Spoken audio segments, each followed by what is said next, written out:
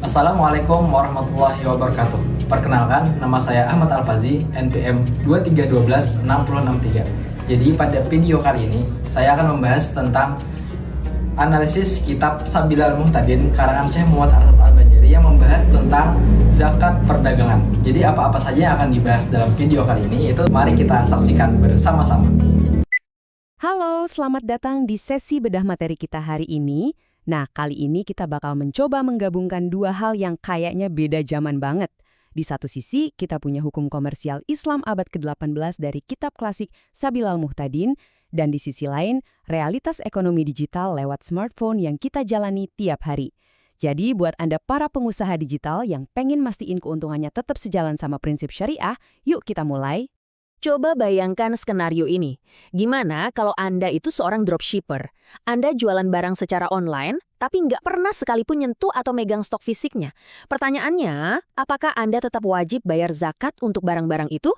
Ini loh, dilema bisnis digital yang benar-benar nyata sekarang. Dan percuma atau enggak, jawaban pastinya justru tersembunyi di dalam aturan-aturan klasik yang bakal kita bongkar sebentar lagi.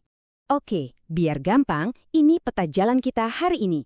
Pertama, bisnis online dan zakat. Kedua, aturan dasarnya. Ketiga, 6 syarat wajib. Lanjut yang keempat, cara menghitung nisab dan haul. Kelima, perbandingan 4 mazhab. Dan ditutup dengan praktik di era digital. Kita masuk ke bagian pertama, bisnis online dan zakat. Kita sama-sama tahu lah ya, cara pengusaha muslim zaman now beroperasi tuh udah berubah drastis. Kita nggak lagi cuma buka lapak fisik di pasar, tapi udah pindah ke marketplace digital di genggaman tangan. Tapi begini, biarpun alat jualannya udah serba canggih, kita ternyata tetap harus mengadaptasi prinsip-prinsip brilian dari Syekh Muhammad Arsyad Al-Banjari dalam kitab Sabilal Muhtadin. Kenapa? Ya karena fondasi klasik ini tuh ibarat jangkar, sangat esensial buat mastiin harta modern kita tetap suci dan pastinya berkah secara hukum. Lanjut ke bagian kedua, aturan dasar zakat perdagangan. Nah, ini dia aturan mutlaknya. Fondasi absolut yang harus banget kita pegang.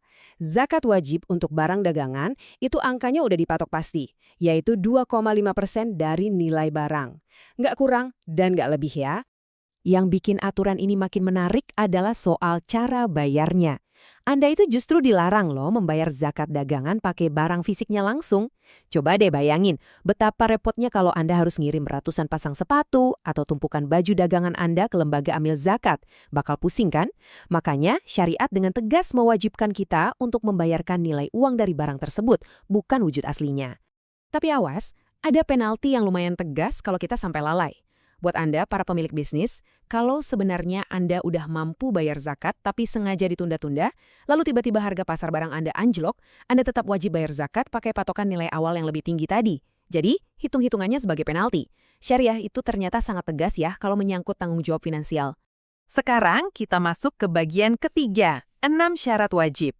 Supaya sebuah barang jualan itu sah dan wajib dizakati, dia harus melewati semacam siklus hukum yang cukup presisi nih. Urutannya begini. Pertama, barang itu pada dasarnya bukan harta yang secara otomatis wajib dizakati, kayak emas atau perak. Kedua, harus ada niat berdagang. Ketiga, niat itu harus udah muncul pas awal banget transaksi. Keempat, barangnya didapat dari transaksi timbal balik. Kelima, nilainya harus bisa menjaga batas nisab di pertengahan tahun. Dan keenam, murni niatnya buat dagang, nggak tiba-tiba berubah pikiran pengen disimpan sendiri. Kalau satu aja dari 6 syarat ini meleset, ya gugur deh statusnya sebagai barang dagangan yang wajib dizakati. Jadi, poin yang paling krusial banget ada di syarat transaksi timbal balik. Artinya, Anda harus dapetin inventaris itu lewat pertukaran yang jelas, kayak jual beli, nerima upah kerja, atau dapat mahar. Nah, uniknya, kalau Anda niat jualan barang yang dapatnya dari warisan, hadiah, atau hasil minjem, itu sama sekali nggak memicu zakat perdagangan loh. Betul banget, asal-usul gimana barang itu bisa ada di tangan Anda, ternyata sangat nentuin nasib zakatnya. Lanjut ke bagian keempat, menghitung nisab dan haul. Mari kita lihat perjalanannya, karena ngitung zakat ini pada dasarnya adalah soal kesabaran. Di awal bulan pertama, Anda beli barang dan pasang niat jualan. Masuk pertengahan tahun, sekitar bulan ke-6, harga mungkin aja fluktuatif, naik turun. Di sini kuncinya satu, jangan sampai nilai barang yang ditukar uang jatuh di bawah batas nisab. Nah, puncaknya itu di bulan ke-12 alias akhir haul. Di momen inilah, kalau nilainya masih mencapai nisab, baru deh kalkulator 2,5% tadi kita pakai. Jadi penilaian di garis finish akhir tahun inilah yang paling menentukan segalanya. Tentu aja, di lapangan tuh ada aturan-aturan khusus. Misalnya, laba dan modal bakal digabung kalau memang nggak dicairin di tengah tahun. Terus, kalau stok dagangan Anda laku keras dan habis jadi uang tunai di tengah jalan, argo waktu haulnya bakal ngulang lagi dari awal buat stok yang baru. Gimana kalau Anda jualan hewan ternak kayak sapi? Nah, zakat fisiknya itu lebih diprioritasin daripada zakat dagangan.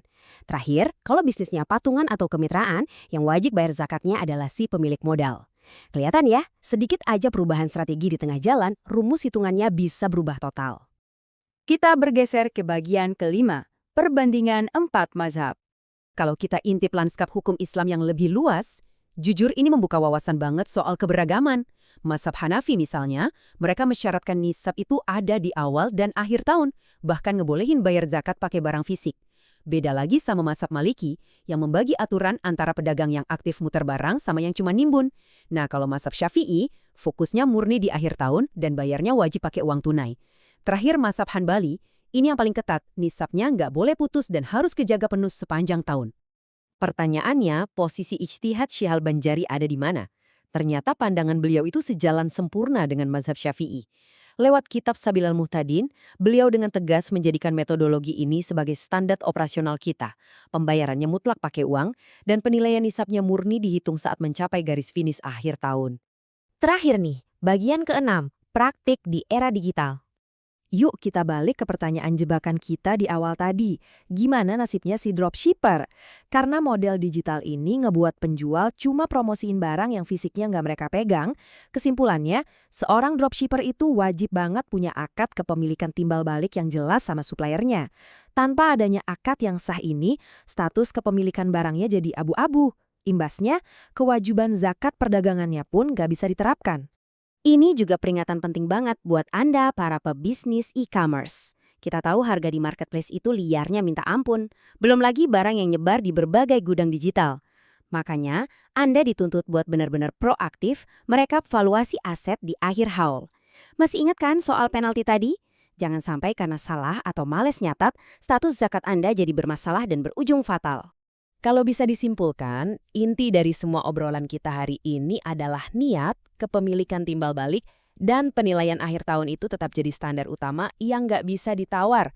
Biarpun alat dagang kita udah berevolusi dari zaman kapal layar company sampai sekarang cuma pakai aplikasi di HP, kewajiban spiritual dan hukum kita ternyata tetap relevan dan abadi melintasi zaman. Jadi, bisnis online Anda mungkin aja tiap hari mencetak profit yang luar biasa besar. Tapi, coba tanyakan ke diri sendiri, apakah kekayaan Anda itu benar-benar suci secara hukum Islam saat tutup buku akhir tahun nanti? Saya tinggalkan Anda dengan pertanyaan ini ya. Semoga bedah materi kali ini bisa bikin kita ngecek lagi inventaris digital kita dan makin menyempurnakan praktek bisnis kita. Terima kasih udah belajar bareng dan sampai jumpa di sesi bedah materi berikutnya.